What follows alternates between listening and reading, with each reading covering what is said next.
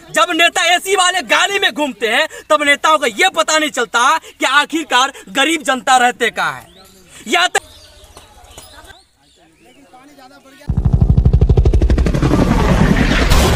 अस्सलाम वालेकुम, आदाब, मैं प्रिंस, आप देख रहे हैं सीमांचल एक्सप्रेस।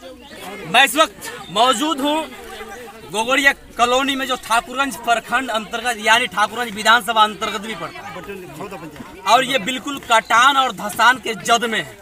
गोगड़िया कॉलोनी पिछले कई दिनों से कट रहा है और धीरे धीरे बस्ती को अपने चपेट में ले रहे हैं कि कहीं यहाँ पर अगर विधायक जी का घर मौजूद रहता तो क्या विधायक जी का घर कटने देते, या फिर एमपी साहब का घर इस बस्ती में अगर मौजूद होता क्या एमपी साहब के घर कटने देते। आखिरकार गरीब जनता का घर था, तभी एमपी और एमएलए और आला प्रशासन ध्यान नहीं दिए। दुख तो तब होता है जब यहाँ के माँ और बहनों की आंसू को देखता हूँ।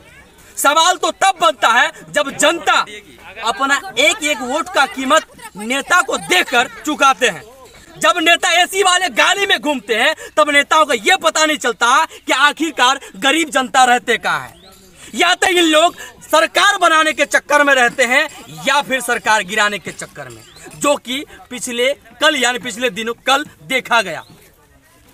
अब दुख इस बात की हो रही कि आखिरकार यहाँ के गरीब जनता जाए तो जाए कहाँ। आखिरकार यहाँ के गरीब जनता के लिए आसियाने क्यों नहीं बन रहे हैं। गरीब जनता धीरे धीरे अपने सपनों के महल यानी अपने आसियानों को तोड़कर दूसरे जगह शिफ्ट कर रहे हैं। गरीब जनता को, मेरे पीछे जो देख रहे हैं एक पक्का का मकान है, शायद कि उसका प्लास्टर भी अभी तक नहीं हुआ है। वो पक्का का मकान गरीब जनता को आखिरकार तोड़ना क्यों पड़ रहा है। क्या एमपी साहब एमएलए साहब का घर इस गांव में मौजूद होता, क्या इसी प्रकार तोड़ते जो गरीब जनता आज तोड़े हैं। क्या ये सवाल आखिरकार पूछेंगे तो पूछेंगे कौन। अगर ज्यादा सवाल पूछेंगे तो या तो लोग कुछ सोचेंगे, हालांकि कसूरवार तो जनता भी है, इसका 50% कसूरवार जनता भी है कि वोट उसी को देते हैं जो उस लायक नहीं होता है। आखिरकार ऐसे जगहों पर ऐसे नेताओं को पकड़कर सवाल क्यों नहीं पूछते यहाँ के जनता कि आखिरकार कटेंगे तो कटारोधी काम कब होंगे। सिर्फ और सिर्फ चिल्लाने से या फिर चिल्लाने भर से कुछ नहीं होगा कि गरीब जनता के जो आंसू है उसका कीमत भी चुकाना इन नेताओं को पड़ेगा, आला अधिकारी को पड़ेगा। अब ये सोचते हैं कि मेरे पीछे जो जगह है ये शायद कि यहाँ के निवासी है।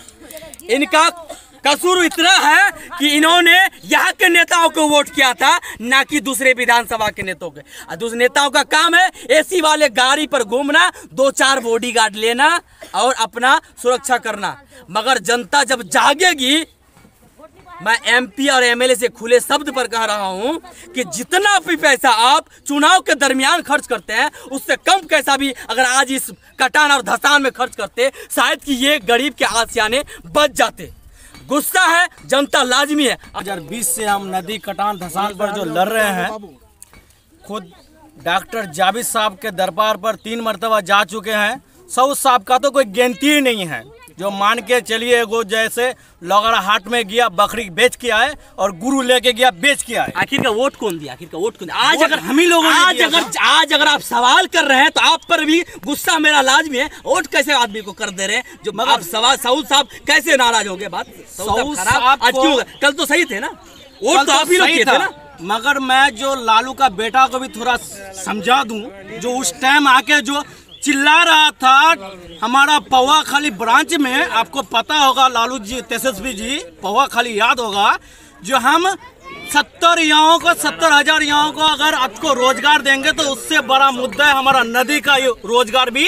इसका सफलता होना चाहिए। नदी कटान धसान जो है, आप लोगों को काटी रोधिक या जिन का घर कट रहा है उन लोगों को जमीन मुआवजा का आप पटना में बैठ के सुन नहीं रहे हैं। अब प्रमुख साहब से समझ भी रहे हैं। आप कहने आप कुछ पदाधिकारी को सवाल कर रहे थे या फिर फोन पर बात कर रहे थे, वो लोग हंस रहे थे बेशरम की तरह। अगर कोई भी पदाधिकारी को सवाल भी किया था या फिर फोन किया था, बेशरम की तरह हंसते दांत निकाल के। इन लोगों को शर्म नहीं आती कि आखिरकार जब जनता रोती है तो इन लोग आग तक लग जाती है। सवाल का समाधान हंस रहे थे, मैं सुन रहा था। प्रमुख साहब बताइए, हंस रहे थे। कोई दूसरा आदमी हो सकता है। अगले बार 39 परिवार का हम उनको छोड़ेंगे, आवेदन दिया गया। इतना बड़ा हिम्मत हमारे बात पर बैठने के लिए जमीन दिया जाएगा। हमको छोड़ेंगे उसके बाद मकान दिया जाएगा, एक एक मकान सभी इंदिरा आवास का हो या कोई मुआवजा के तौर पर हो, 1 लाख कुछ रुपया बोला था, 90,000 और 1,10,000 ना कितना 2 प्रकार का 3 प्रकार का था, कच्चा पक्का मिला के एक परिवार को भी नहीं मिला। अरे एक सवाल और भी, एक दूसरे का एक सवाल और भी जानिए कि यहाँ के मुखिया आखिरकार कौन है? पहले तो था हमारा पूर्व मुखिया जाकिर जुल्फिकार जी। इस बार कौन है? इस बार हम लोग का जाकिर जो साहब है, हम तो सोच रहे थे सब भला करेगा। चुनाव से पहले कितना चूड़ा खाए थे? चुनाव से पहले चूड़ा क्या, उसको हम मुंह खोल के मांगे थे। उस टाइम भी बोल रहा था हमारे पास कुछ नहीं है, आज भी बोल रहा है हमारे पास कुछ नहीं है। सरेआम बोल रहा हूँ मैं, हम मुंह खोल के मांगे थे फोन पर, और जिन जिन के पास मांगे भी थे तो दिया भी था, वो बोल रहा था अभी हमारे पास कुछ नहीं है।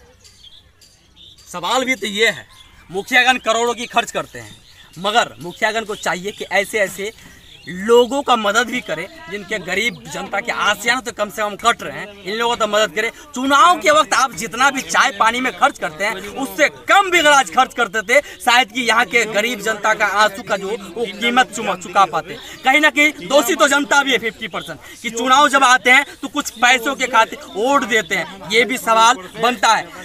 दूसरी बात कि अब इस गोगोरिया बस्ती को बचाया कैसे जाए और वक्त से पहले इसको उजड़ने से बचाया कैसे जाए, ये भी सवाल है। मैं दो जनप्रतिनिधि पर छोड़ के जा रहा हूँ, विधायक जी और MP साहब पर। आप लोग कुछ कीजिए या फिर जनता कभी माफ नहीं करेगी। शुक्रिया। कुंडिया जी तुर घर कुंडी जी कब कटिल